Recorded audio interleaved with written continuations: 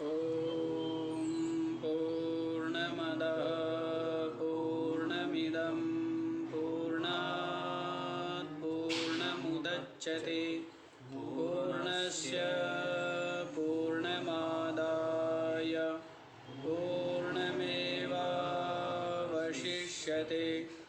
ॐ शान्तः शान्तः शान्तः।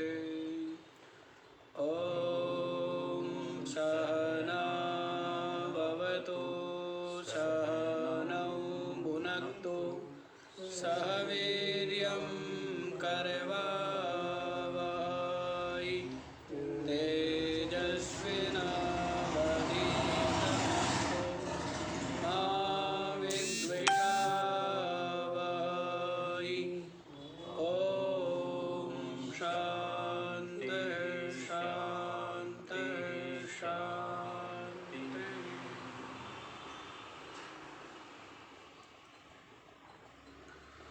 हाँ जी। तो माया का निरूपण चल रहा है और ये जो माया त्रिगुणात्मिका बतलाई है और इस माया से विमोहित हुआ ये जीव इस माया कार्य में आसक्त हुआ निरंतर जन्म और मृत्यु को अनुभव करता रहता है ना। तो इसलिए ये जो त्रिगुणात्मिका माया है, माया कहते हैं ना कि माया को जो तर गया पार हो गया वह मुक्त है। वह क्या है? वह मोक्ष को प्राप्त कर लेता। तो माया को तरना है। तो माया के ये तीन गुण हैं, सत्वगुण, रजोगुण और तमोगुण। और रजोगुण का स्वरूप बदला दिया था कि रजोगुण माया के रजोगुण की जो विक्षेप शक्ति है क्रियात्मिका, इसके द्वारा ही समस्त जो क्रिया है वो होती है। और राग द्वेष और सुख दुख आदि अंतःकरण के जो धर्म हैं, विकार है, वो सब इस रजोगुण के द्वारा ही है। और भी अनेकों बतला दिए थे, काम क्रोध लोभ दंभ असूया मत्सर मद अहंकार ईर्ष्या आदि। ये जितने भी अंतःकरण के विकार है ये सब माया के रजोगुण से, और अंतःकरण भी माया का ही कार्य है। और जो कारण के गुण हैं वे कार्य में आते ही है ना। कारण के जो गुण हैं वे क्या है? कार्य में आएंगे ही। जैसे मिट्टी है घड़े का कारण, तो मिट्टी जिस प्रकार से गंधवती है तो घड़ा जो है वो भी क्या है? गंध वाला है ना। पृथ्वी का लक्षण करते तत्र गंधवती पृथ्वी, जहाँ जहाँ पर भी गंध है वो किसका गुण है? पृथ्वी का। तो वहाँ पर पार्थिव पृथ्वी का अंश समझना चाहिए। तो वैसे ही अंतःकरण माया का कार्य है। तो जो गुण किसमें है? माया में। तो वे अंतःकरण में भी आएंगे। किसमें आएंगे? तो अंतःकरण में ही आएंगे, आत्मा में तो नहीं आएंगे। ये जो सत्वगुण रजोगुण तमोगुण है ये किस में आएंगे? अंतःकरण में आएंगे, आत्मा में नहीं आएंगे। क्योंकि माया अंतःकरण का कारण है, अंतःकरण माया का कार्य है और आत्मा तो कार्य कारण भाव से रहित है। तो ये बतला दिया। फिर जो है तमोगुण बतलाया है माया का। तो माया के तमोगुण से की जो शक्ति है उसका नाम है आवरण शक्ति। क्या नाम है उसका? जिसके कारण से वस्तु का स्वरूप ढका जाता है। वस्तु का स्वरूप क्या हो जाता है? छिप जाता है। और यही पुरुष की जो है क्या है? संस्कृति का कारण है, जन्म मृत्यु का कारण है अज्ञानी मायाई। तमोगुण से तो ढका जाता है। देखो अलग अलग शक्ति है ना, तमोगुण की शक्ति से ढका जाता है, रजोगुण की जो शक्ति है विक्षेप शक्ति उससे कुछ और दिखने लग जाता है, और सत्वगुण माया के ही सत्वगुण से इनसे बाहर निकलने का भाव आता है। माया से, माया के तमोगुण से अपना स्वरूप ढका गया, माया के रजोगुण से कुछ और भासने लग गया कि मैं जीव हूँ, और माया का ही जब ये सत्वगुण अंतःकरण में बढ़ता है तब माया से मुक्त होने की इच्छा होती है। तो ये सब किस में हो रहे हैं? ये बंधन, ये अज्ञान, ये ज्ञान की इच्छा, ये मोक्ष की इच्छा, ये सब क्या किस में? माया में ही। आत्मा तो स्वभाव से स्वरूप से क्या है? निरंतर ही मुक्त रूप है, निरंतर ही क्या है? निर्बंध है, निरंतर। तो यही जो विक्षेप और यही आवरण शक्ति विक्षेप शक्ति के विस्तार में भी हेतु है। आवरण ना हो तो विक्षेप नहीं हो सकता, विक्षेप शक्ति कार्य नहीं करेगी आवरण के बिना। अंधेरे के बिना जो है अन्य और कुछ विक्षेप नहीं होगा। अंधकार होगा तो ही ठूठ में पुरुष दिखेगा, हैं? तो ही रस्सी में सांप दिखेगा, तो ही सीपी में चांदी की भ्रांति होगी, है ना? आवरण से ही। यदि आवरण शक्ति नहीं होगी तो विक्षेप शक्ति अपना कार्य नहीं कर पाएगी। आगे बतला दिया था, बुद्धिमान भी, पंडित भी होवे भले ही, चतुर भी हो, अत्यंत सूक्ष्म अर्थ को जानने वाला भी होवे, लेकिन तमसा व्यालीढ़, तमोगुण के द्वारा जो ग्रस्त है, हैं? हमारे यहाँ जो है ना व्यालीढ़, उसको चटनी के लिए आता है, चटनी है ना, लेहिया जो है वो क्या है? चटनी है। तो जैसे चटनी को क्या करते? चाटते हैं ना, तो वैसे ही तमोगुण ने जिसको चाटा हुआ है, मतलब क्या हो गया? तमसा व्यालीढ़ सामान्य अर्थ क्या कर देंगे कि तमोगुण के द्वारा, माया के तमोगुण के द्वारा क्या है? वो ग्रसा हुआ है, लेकिन वास्तव में वो चाटा हुआ है, मतलब कुछ भी नहीं छोड़ रखा है। माया के तमोगुण ने उसको क्या कर लिया है? चाट लिया है, ग्रस लिया है। ऐसा जो बुद्धिमान भी हो, पंडित भी हो, चतुर भी हो, अत्यंत सूक्ष्म अर्थ का वेत्ता भी हो, लेकिन बहुधा संबोधितोपि ना वेत्ति, अनेकों बार समझाए जाने पर भी नहीं समझता है। भ्रांत्यारोपितमेव साधु कलयति, जो भ्रांति से आरोपित है उसको ही सत्य मानता है। आलम्बते तद्गुणान, और उसके ही गुणों का क्या करता है? आश्रय लेता है। तो बड़े ही खेद आश्चर्य की बात है कि दुरंत तमसा, ये जो तमोगुण है ना, जिसका अंत करना अत्यंत कठिन है, इस अज्ञान का, इसकी जो आवरण शक्ति है वो प्रबला, अत्यंत प्रबल है। क्या है? अत्यंत प्रबल है कि कुछ का कुछ भासता है, जो सत्य है वो नहीं दिखता है। तो ये इसकी तमोगुण की जो ये महान आवरण शक्ति है बड़ी ही प्रबल है।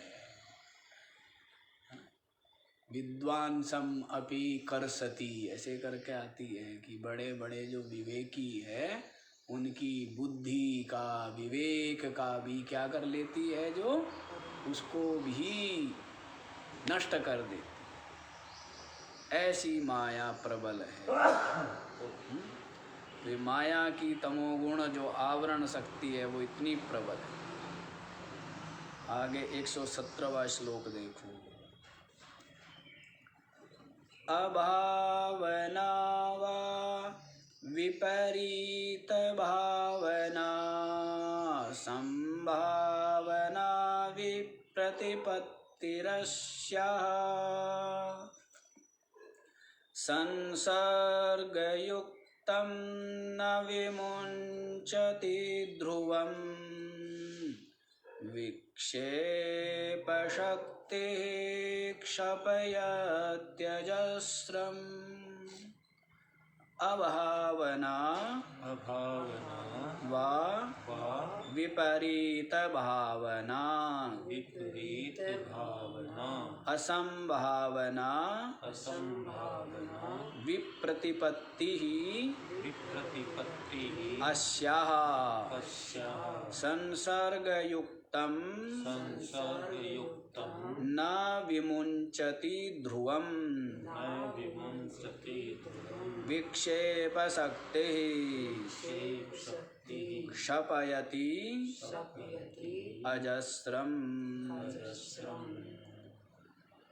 अस्याः संसर्गयुक्तम् अस्याः माने जो ये तमोगुण की आवरण जो शक्ति है तो इससे अस्या माने इससे किससे तमोगुण की जो आवरण शक्ति है उससे संसर्ग युक्तम जो संसर्ग युक्त हो जाता है उससे संयुक्त हो जाता है। माया के तमोगुण की आवरण शक्ति से जो युक्त है तो ऐसा जो पुरुष है उसको क्या क्या होती है अभावना। क्या होती है भाव नहीं होता। भाव माने विद्यमानता। भाव माने विद्यमान होना।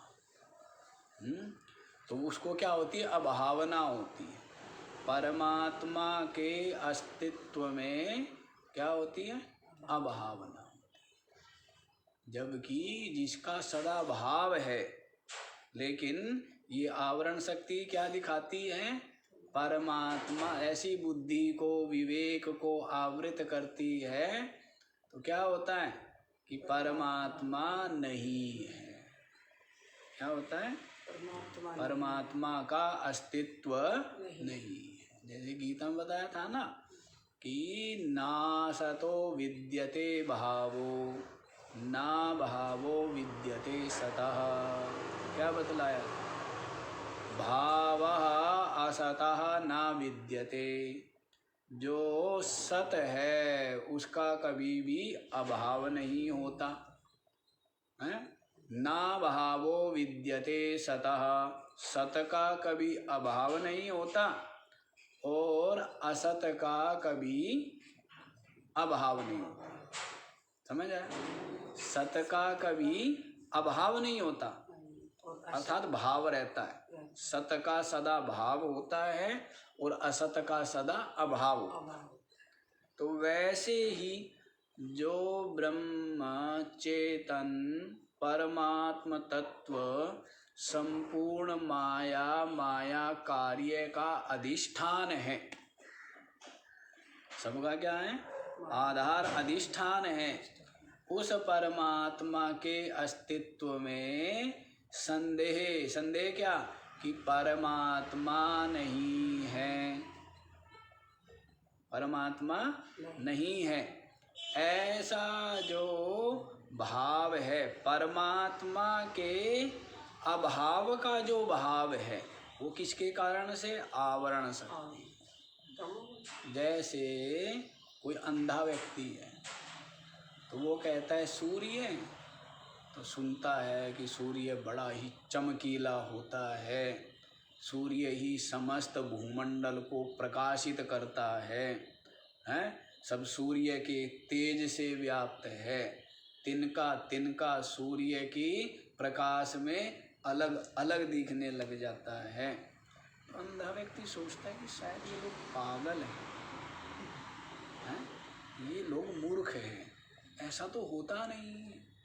ऐसा तो कुछ भी नहीं है कि कोई ऐसी चमकीली जो है वो मंडल है और उसके तेज से सारे जो भूमंडल है वो प्रकाशित हो रहे हैं चमक रहे हैं।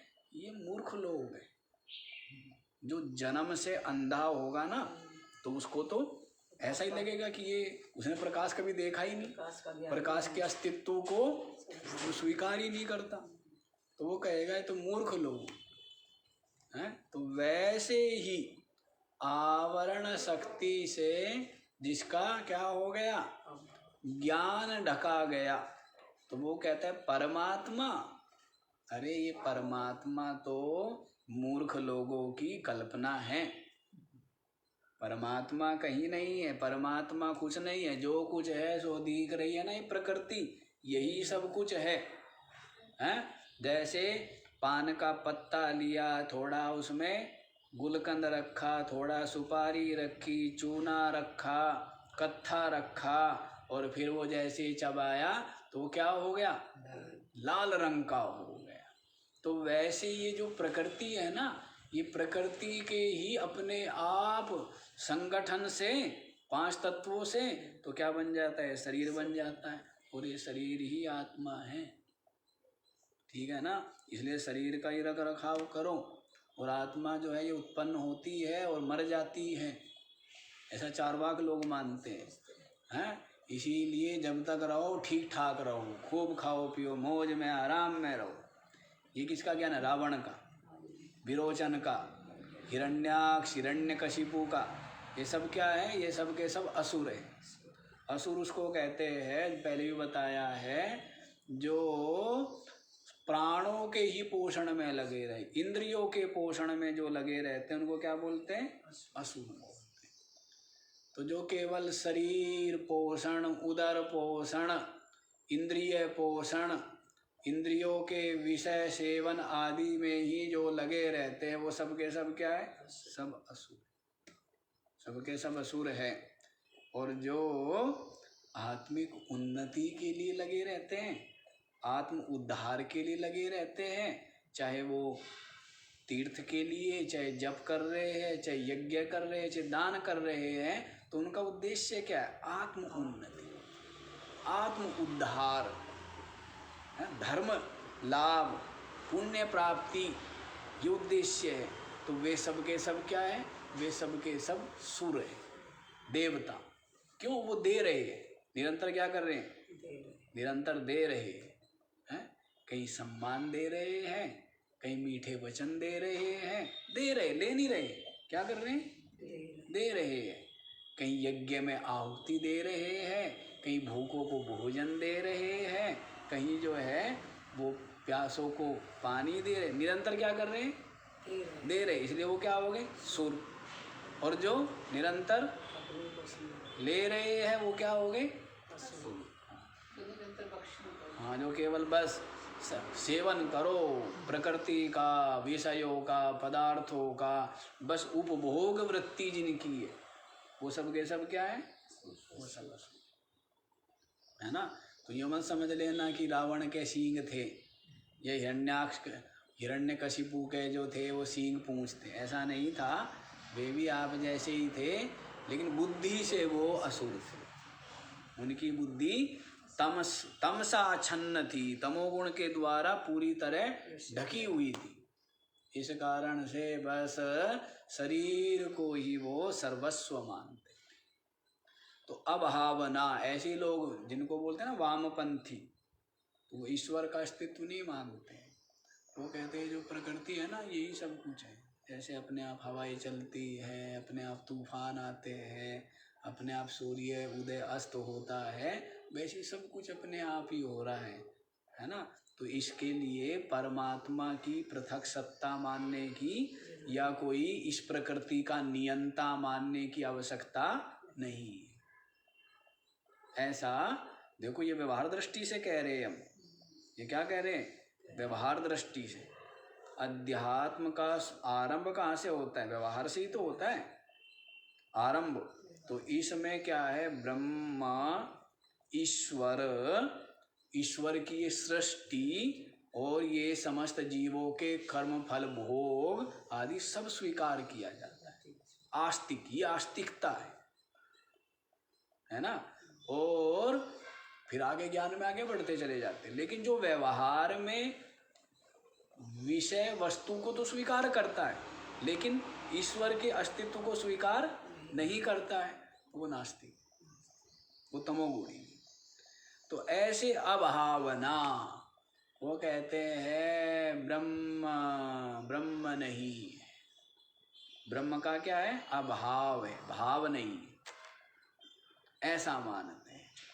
बस ये शरीर ही है, इंद्रिया ही है, विषय ही है, बस यही है जो कुछ है। इसके ही पोषण तोषण में लगे रहते हैं जीवन पर्यंत। तो ऐसी ये अभावना किससे आई?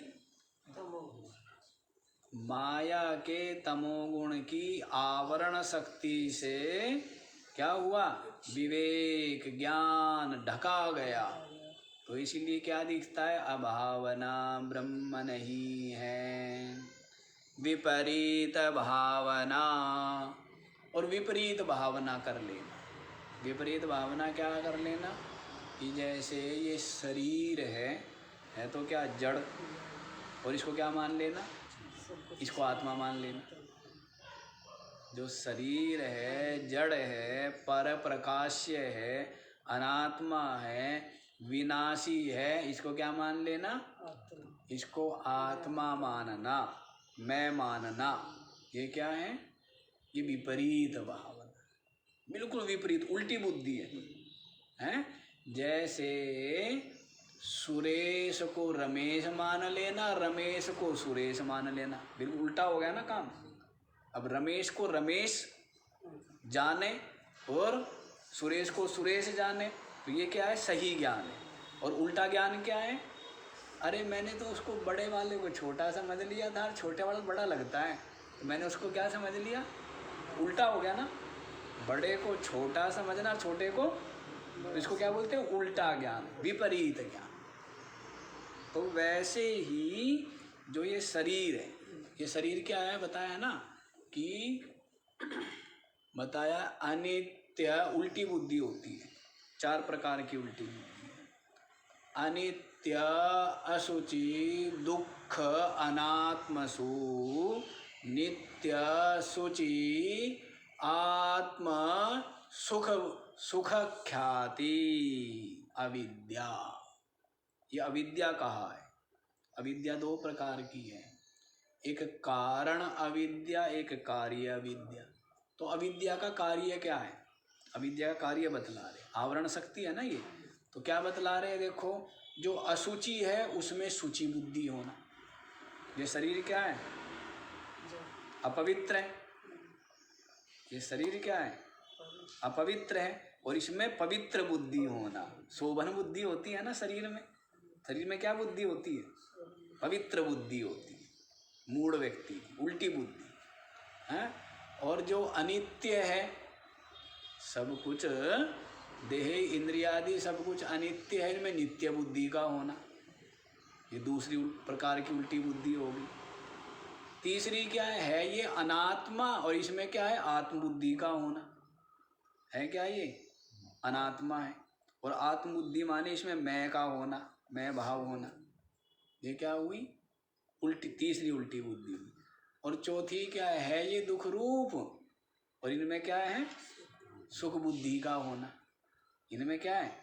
विषयों में, शरीर आदि में क्या होती है? सुख बुद्धि है। क्या ये? दुख रूप। तो ये 4 प्रकार की उल्टी बुद्धि बताई। ये क्या है? ये अविद्या की आवरण शक्ति का परिणाम।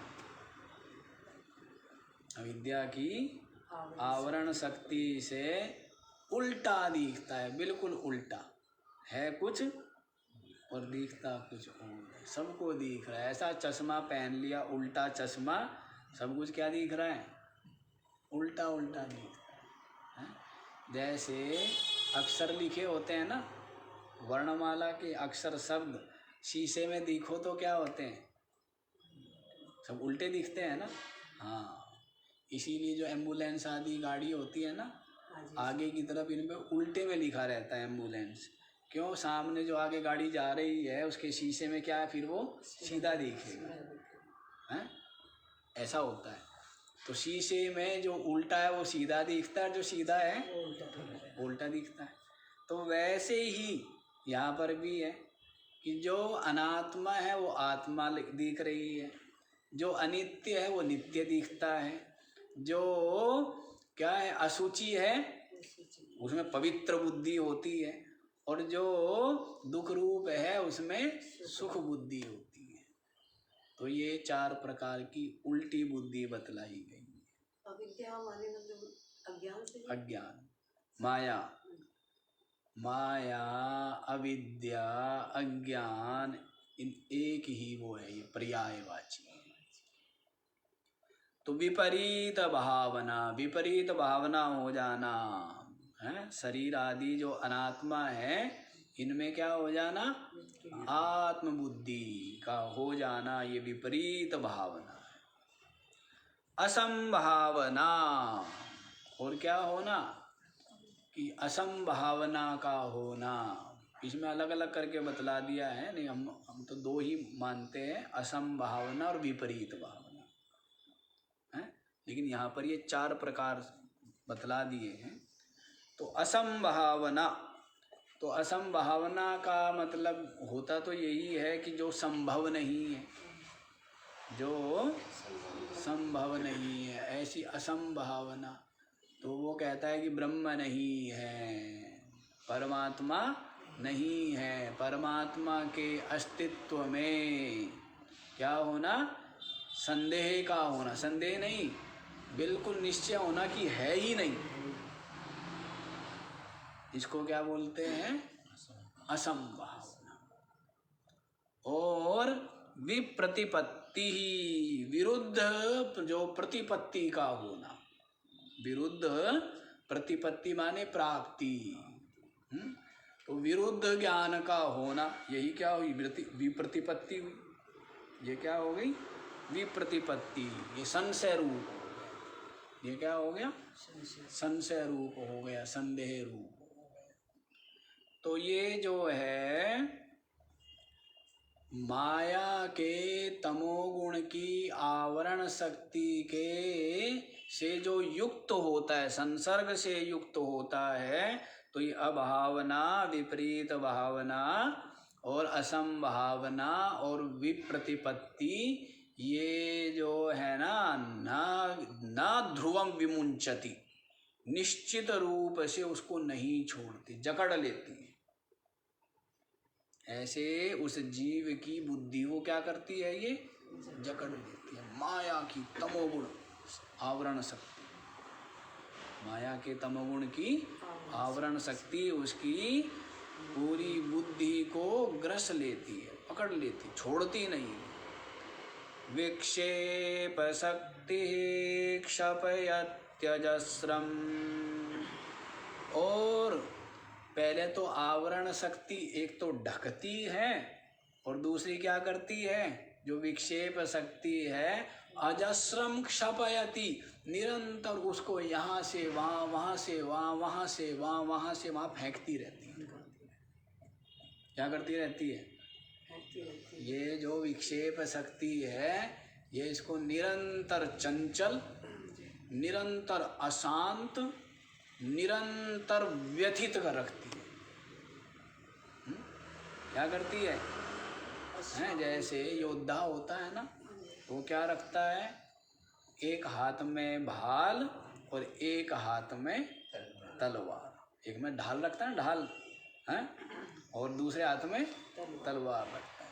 तो जो विरोधी सेना का योद्धा है, जब वो वार करता है तो वो किस पे ले लेता है, ढाल के ऊपर, और फिर दूसरे हाथ से क्या करता है, तलवार से वार। तो वो काम करती है ये माया की तमोगुण और रजोगुण शक्ति। तमोगुण शक्ति क्या करती है, इसके ज्ञान को वहीं रोक देती है, प्रकाश को। क्या कर देगी, यूँ जैसे आँख, एक तो आँख बंद कर देगा और दूसरा आगे से डंडे से वार कर देगा। तो आवरण शक्ति तो क्या करती है, आंखें बंद करती है, और विक्षेप शक्ति क्या करती है, सर पर डंडा मारती है, ये काम है। तो इस जीव की आंखें बंद करना माने ज्ञान विवेक को ढक देती है आवरण शक्ति, और विक्षेप शक्ति क्या करती है, उसको चंचलता से युक्त हो करके चंचलता से युक्त कर देती है। तो राग आदि से युक्त हो जाता है, विविध प्रकार की इच्छाओं से युक्त हो जाता है? विविध जो है लोक परलोक आदि की प्राप्ति की इच्छा से युक्त हो जाता है। ये सब रजोगुण से, ये सब क्या है? तो ये जो पहले तो आवरण शक्ति ने स्वरूप ढक लिया और विक्षेप शक्ति ने इसको चंचल कर दिया, और फिर क्या करता है ये? बस ये विक्षेप शक्ति जो है इसको निरंतर यहाँ से वहाँ, कभी लोक में, कभी परलोक में, कभी मनुष्य शरीर में, कभी पशु शरीरों में फेंकती रहती है। विक्षेप शक्ति कौन फेंकती है? विक्षेप शक्ति। विक्षेप शक्ति का जो कार्य है वो पीछे बता ही दिया है। ये जितने भी राग आदि जो विकार है वो किसके हैं? ये विक्षेप शक्ति रजोगुण के। किसके हैं? माया के रजोगुण की जो विक्षेप शक्ति है वो जितने भी गिनाए थे, काम क्रोध लोभ राग द्वेष छल कपट आदि, ये सब किसके है? विक्षेप शक्ति के कारण से ही इसमें ये है। तो इस तरह की स्थिति है कि आवरण शक्ति ढकती है स्वरूप को और विक्षेप शक्ति इसको भटकाती रहती है, फेंकती रहती है। ये सोचता है, लेकिन देखो बड़ा विचित्र है इसका बड़ा विचित्र काम है। आसक्ति कर लेता है। बच्चा होता है तो खिलौने में आसक्ति करता है, थोड़ा सा और बड़ा होता है तो पुस्तकों में कपड़ों में हो जाती है और उन खिलौनों को, फिर और बड़ा होता है तो शरीर में और स्त्री पुत्र आदि में आसक्ति हो जाती है, धन में आसक्ति। वो बाकी सब पुस्तकें कहाँ रे, पता नहीं कहाँ पड़ी होंगी। इसका निरंतर एक जैसा नहीं है, निरंतर परिवर्तन में आनंद मानता है और अधिक सुख, अधिक बड़े की इच्छा कर करके क्या रहता है? उनकी आसक्ति कर लेता है। ऐसा चलता है, जहाँ जाएगा वहीं कर लेगा। ये चित्त का स्वभाव है, चित्त का स्वभाव है। जहाँ जाएगा, एक त्रिवेणी घाट पे जाएगा ना, कोई मतलब नहीं, वहाँ पत्थर पड़े थे 1000 साल से, लेकिन उनमें से भी पत्थर कौन सा देखेगा ना, तो 4-5 पत्थर उठाए और उनमें भी आसक्ति कर ली, ये वाला मैं रखूंगा, ये वाला तू रखना। अब 2 बड़े मित्र थे, बड़ी मित्रता थी, लेकिन अब पत्थरों के लिए क्या कर रहे हैं? लड़ रहे हैं। वो कह रहे हैं कि नहीं ये तो मैंने पसंद किया था, वो कहता है कि नहीं ये मैंने पसंद। अब बताओ, कोई मतलब?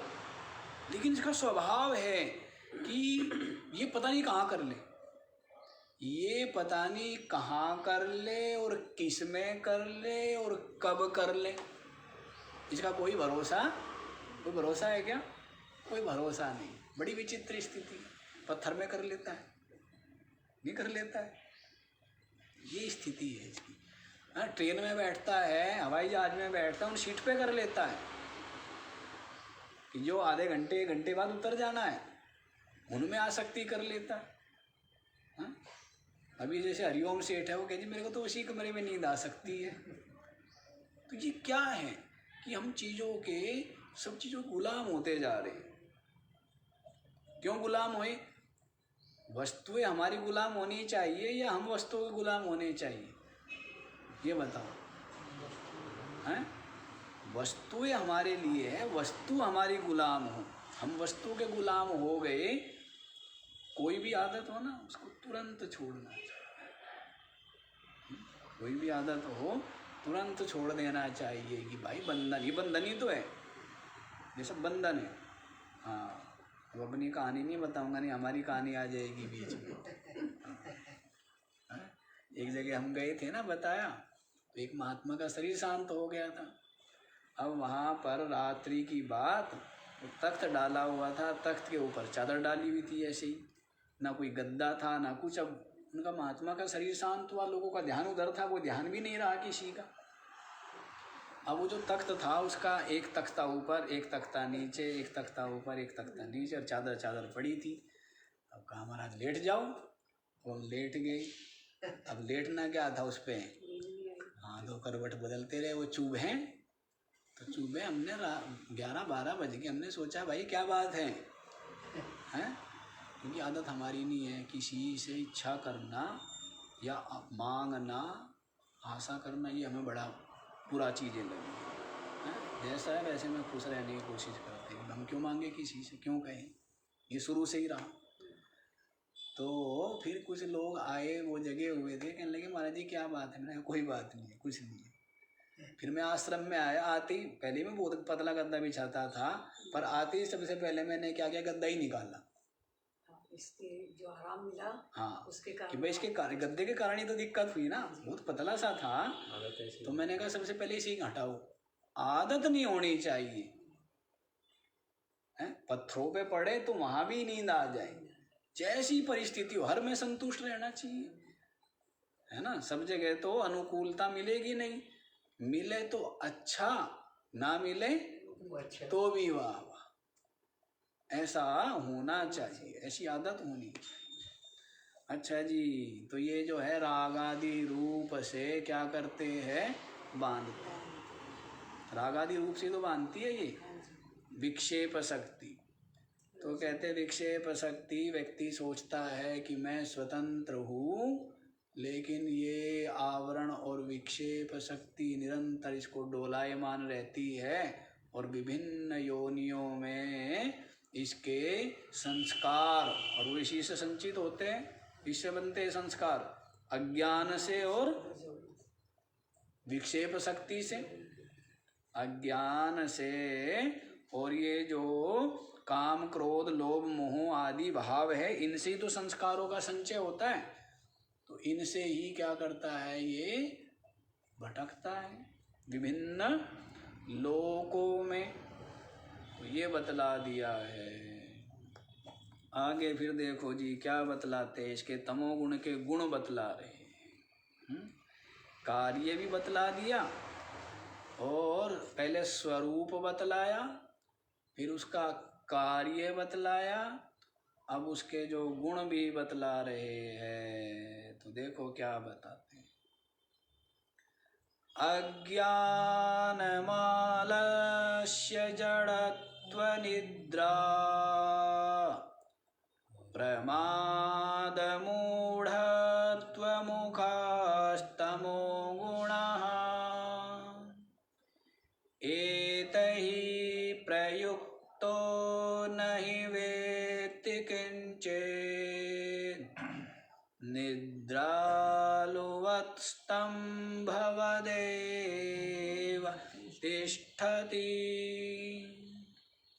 अज्ञानम आलस्य जड़त्व निद्रा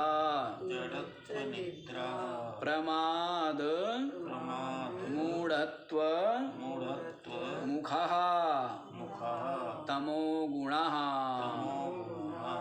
है ना। तो ये एक ही शब्द है, कहाँ से कहाँ तक, अज्ञानम आलस्य जड़त्व निद्रा प्रमाद मूढ़त्व मुखः, ये एक शब्द है। तमो गुणः एतहि प्रयुक्तः नहि वेत्ति किंचिद् निद्रालुवत् स्तंभवदेव वद एव तिष्ठति। तो क्या देखो, अज्ञानम, अज्ञान, कुछ भी न जानना, इसको क्या कहते हैं, अज्ञान कहते हैं कि मैं कुछ नहीं जानता हूँ।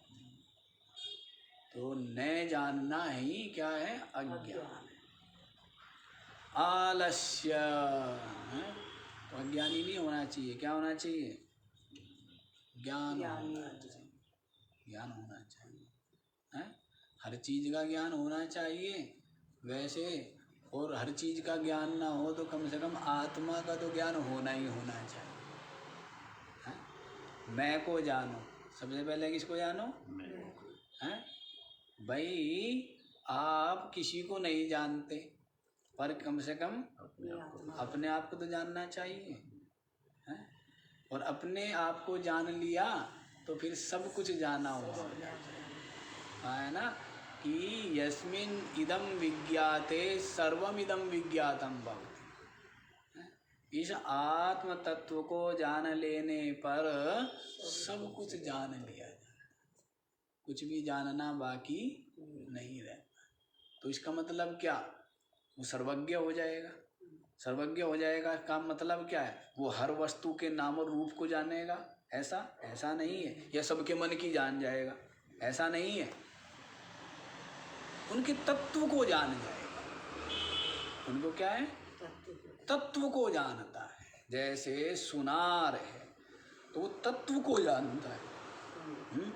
अब किसी दूसरे सुनार ने कल्पना करके एक अलग आकार दे दिया, एक अलग नाम दे दिया।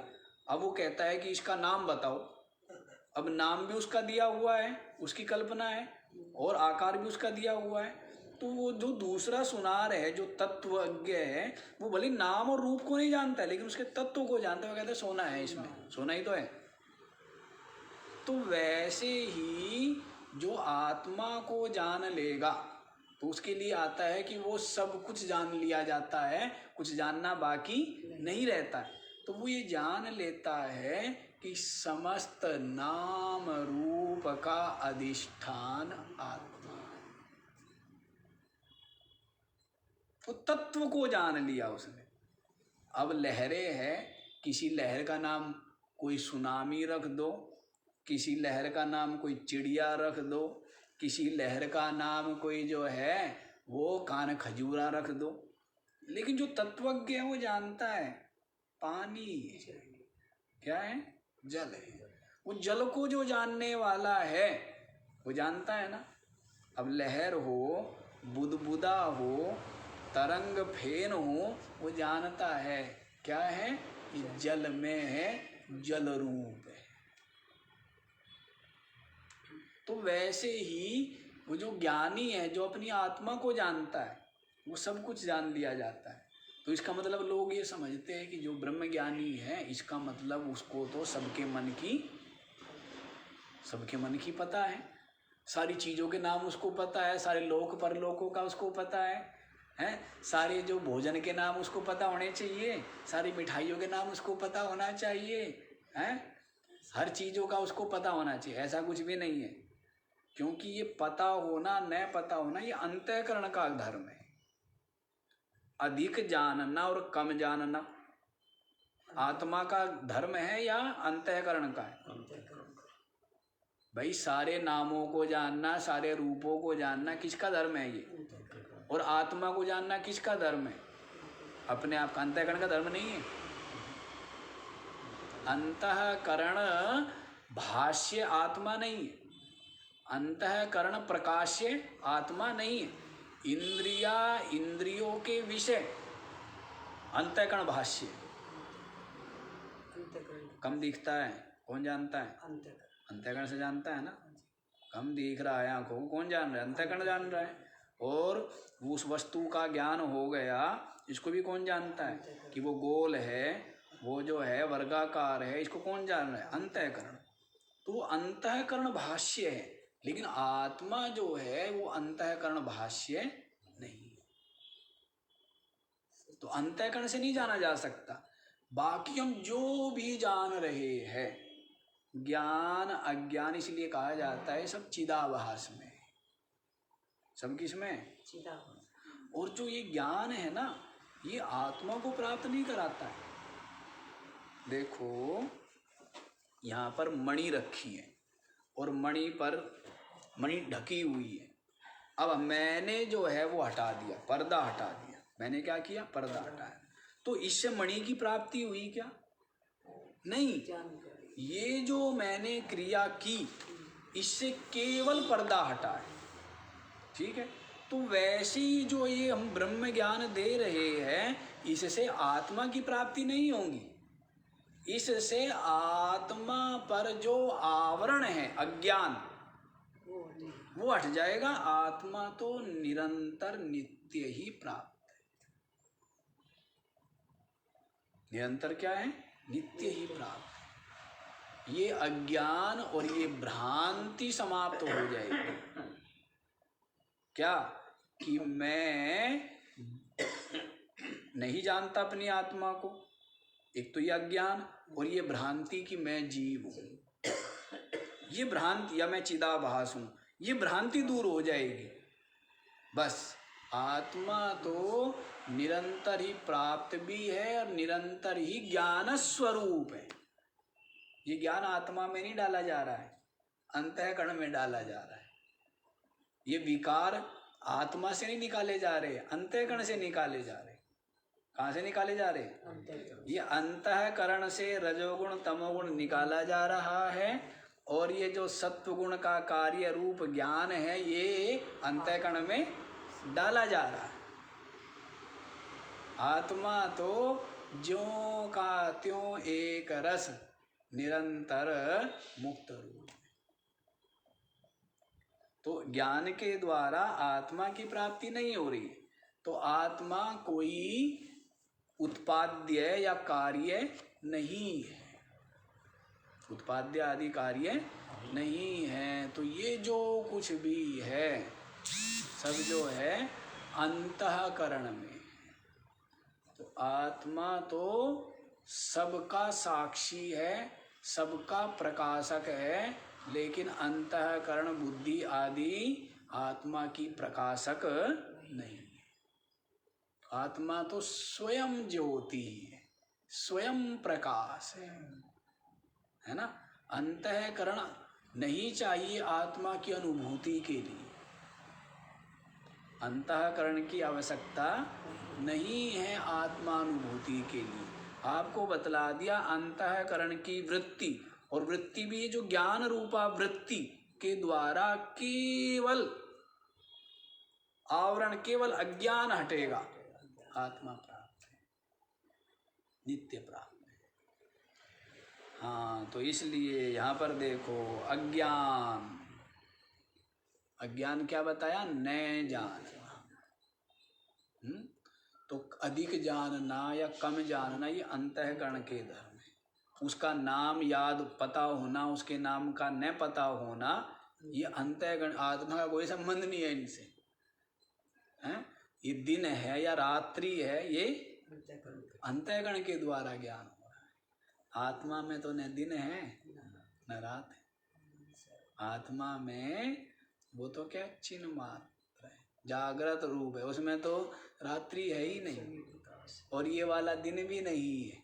जैसे अर्जुन कहता है ना, यदि वो बताया ना कि दिवि सूर्य सहस्रस्य भवेद युगपद उत्थिता यदि भासदृशी सा स्याद भासस्तस्य महात्मना।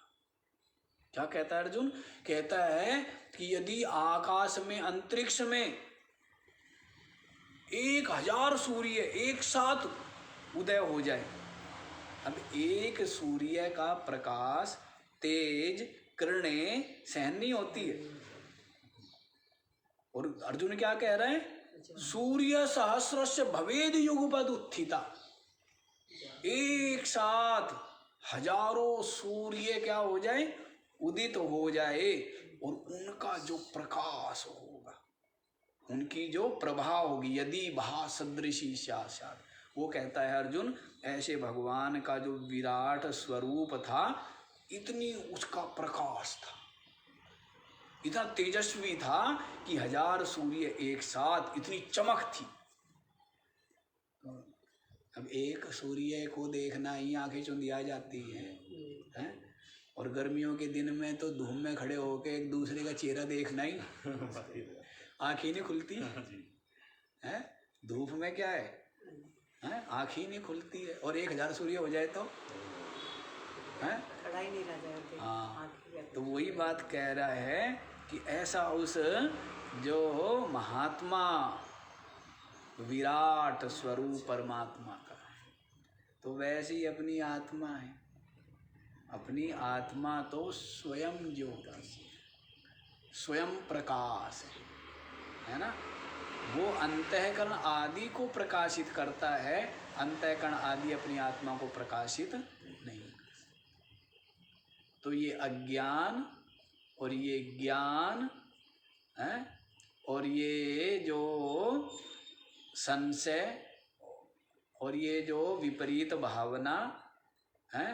और ये जो परोक्ष अपरोक्ष और ये जो शोकापगम और हर्ष, ये जो 7 अवस्थाएं बतलाई है, ये चिदाभास की है, आत्मा की आत्मा की नहीं है। आत्मा तो ज्ञान स्वरूप निरंतर, लेकिन होता ये चिदाभास में इसने क्या किया हुआ है, तादात्म्य किया हुआ है, आत्मबुद्धि की हुई है, इसलिए यही जीवत्व है। और फिर जान ले कि चिदाभास है और मैं तो कूटस्थ हूँ, ब्रह्मरूप हूँ, ये ज्ञान। अच्छा, वो हम ये बता रहे थे ना कि ज्ञान हो जाए तो आत्मा को जान लेने पर कुछ भी जानना बाकी नहीं रह जाता। तो इसका अर्थ लोग ये करते हैं कि वो सारे नाम रूपों को जान लेगा। तो सारे नाम रूपों को जानना ये अंतःकरण का धर्म है। कम को जानना या अधिक को जानना, भूलना या याद रहना, ये किसके है? ये अंतःकरण में है, मन बुद्धि में। आत्मा में कोई संबंध नहीं है इन बातों का।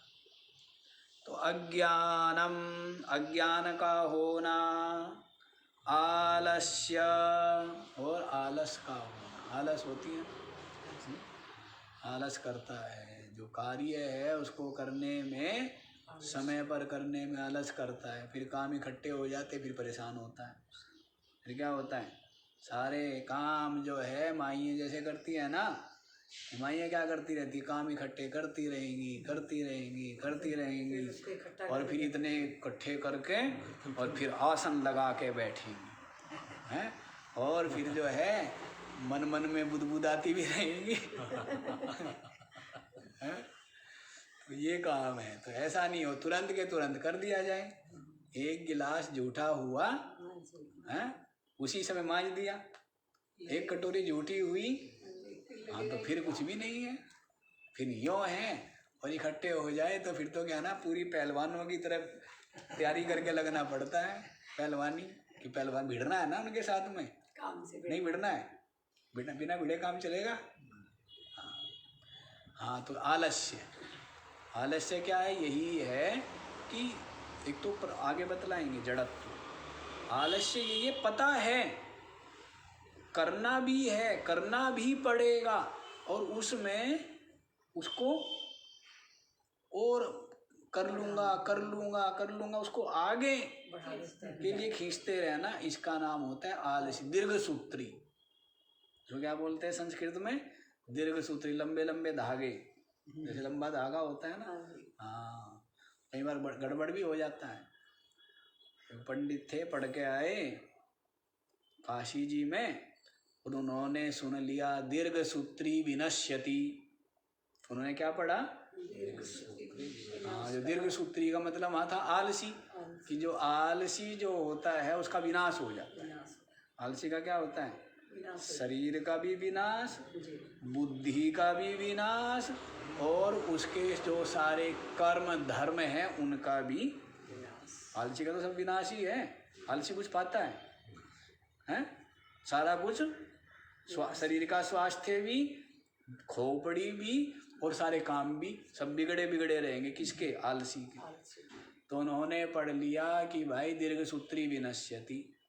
अब वो गए किसी यजमान के यहाँ, निमंत्रण था, उन्होंने, यजमान ने जो बना दिए वो बना दिए थे जवे, सिमैया हैं। अब सिमैया क्या होती है? बड़े बड़े होती है ना, दूध में डाल करके सिमैया बनाई, बड़ी स्वादिष्ट होती है।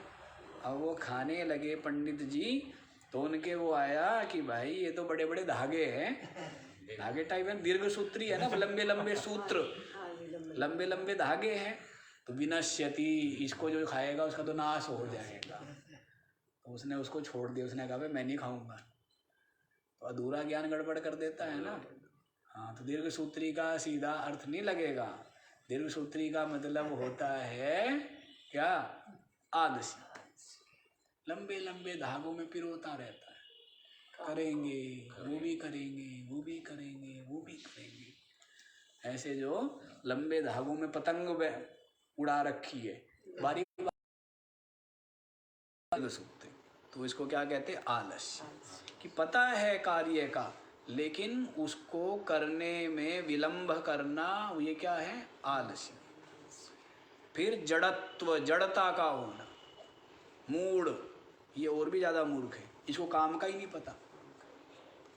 एक को क्या है, उसको काम का तो पता है कि हाँ याद है कि मैंने धूप में जो है कपड़े डाले हुए, वो आलस कर रहा है कि कोई नहीं, भी तो बादल ही हुए, अभी तो धीमे धीमी बूंदे पड़ रही है, उतार लूंगा उतार लूंगा। आलस। लेकिन एक व्यक्ति ऐसा वो भूल ही गया कपड़े डाल के, और हाँ वो बढ़िया है, उसको कहते जड़, वो महामूर्ख है, जिसको अपने कार्य का भी ध्यान ना है।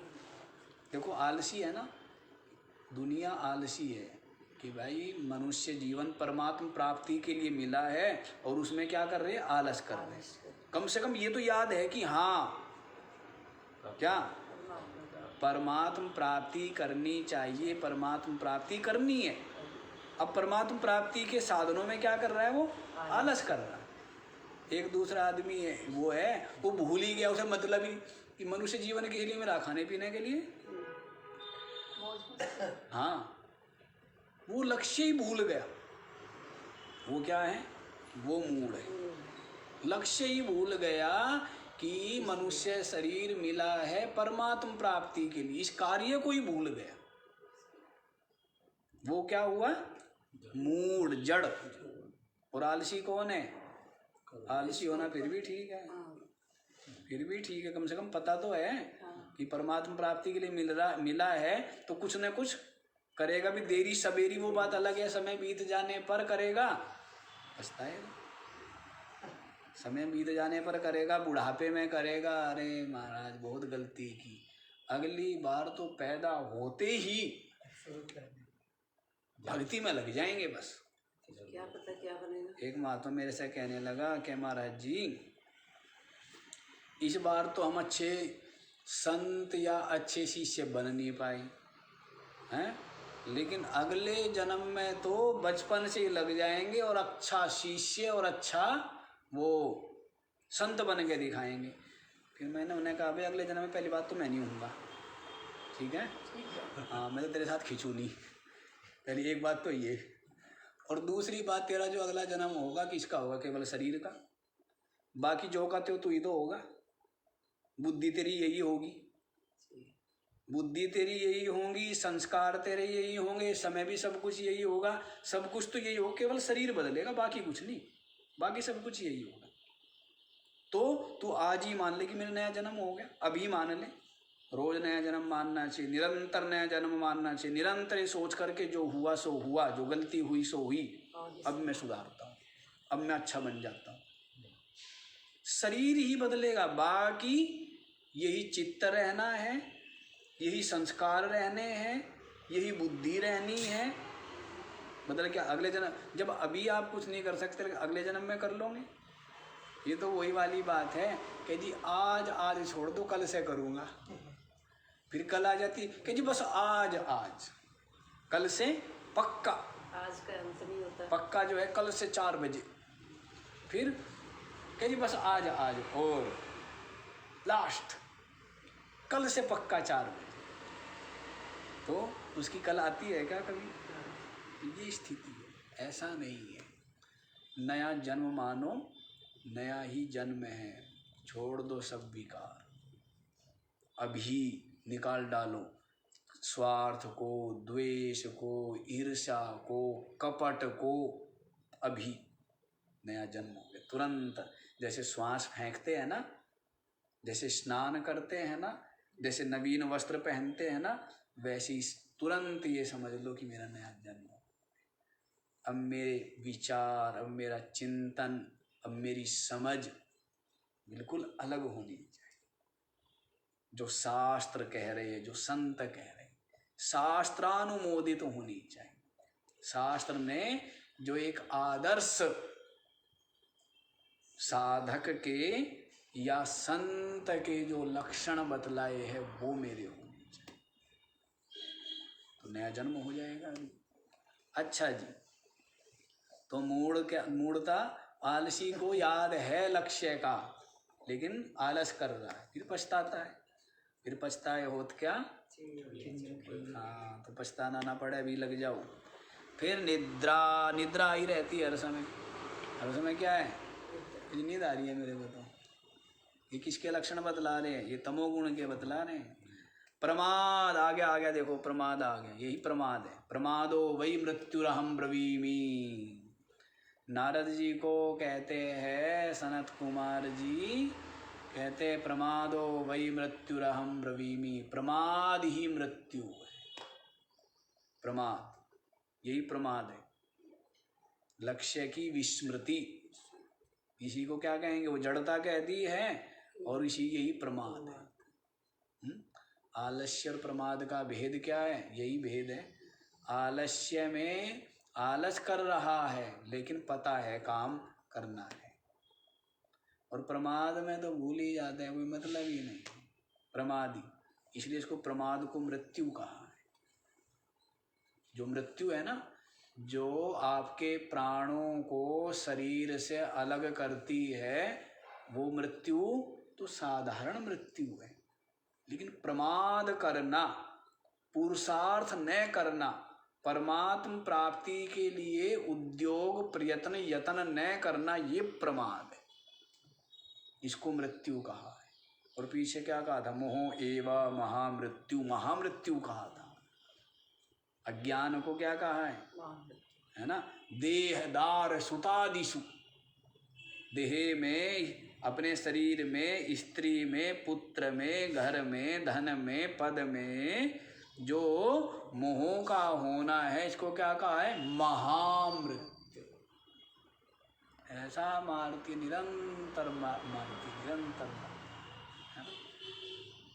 क्यों? सत्संग तो छूट गया, सत्संगति वृद्धजनों का संग छूट गया, और आशा, तृष्णा, चिंता, काम, क्रोध की भट्टी जो है वो सबके कलेजे में क्या हो रही है? धधक रही है ना?